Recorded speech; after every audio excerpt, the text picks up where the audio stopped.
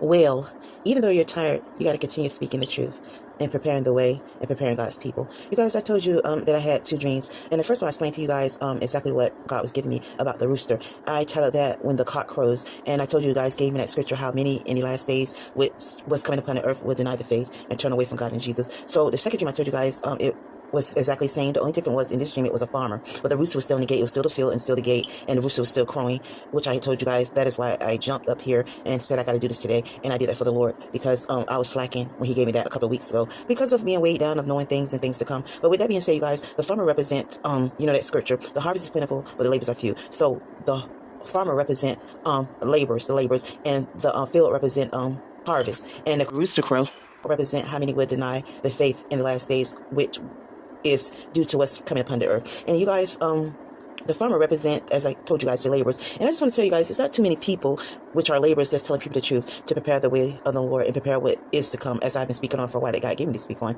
We're supposed to be preparing people for the last and evil, wicked, dark days. That's what we're supposed to be doing. And a lot of people is not going to be prepared. And the reason why they will turn away from this faith and deny Jesus Christ and God, because they're not being prepared as they're supposed to be prepared in the churches and in the world for the last day. So they're not going to know what to expect when these times come. So you guys, many people would turn away from the faith because they're not going to know how to sustain or survive. I say and know this is because of the farmers, the workers, and the laborers.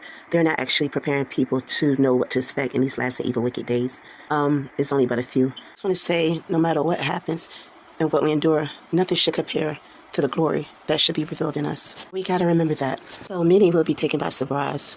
They're not going to know how to survive or sustain, which the scripture says, those who endure to the end shall be saved. So that means we have to endure to the end. Many don't know that we got to endure to the end. That's now and then later of what's coming upon this earth and what may happen to some of us or in some of our lives in this world.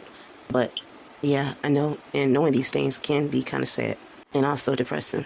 Also, the reason of knowing these things is to warn and tell others. Somebody, few, the crowd loud and spare if not, and warn and tell others the truth so they can't be prepared. Everybody can't be about building their own kingdom in this earth, but we got to be about His business, the Father's business, and building His kingdom. Reason being why speaking on these things, not to fear nor be in despair, but to prepare and be in prayer. There's no way you can be a follower of Jesus Christ, nor mainly a prophet, and not sometimes see and feel what God feels. And now I can't help but be in sorrow. This is what I wanted to show you. It was a gate like this, and on top of it, right on the top of the gate right here, up here on the top, there was a rooster I saw. But the second time around, as I told you guys, it was a farmer, also a rooster, and he was talking. But this is the gate, you guys, I wanted to show you right up here. It was like this gate right here. Just wanted to show you guys.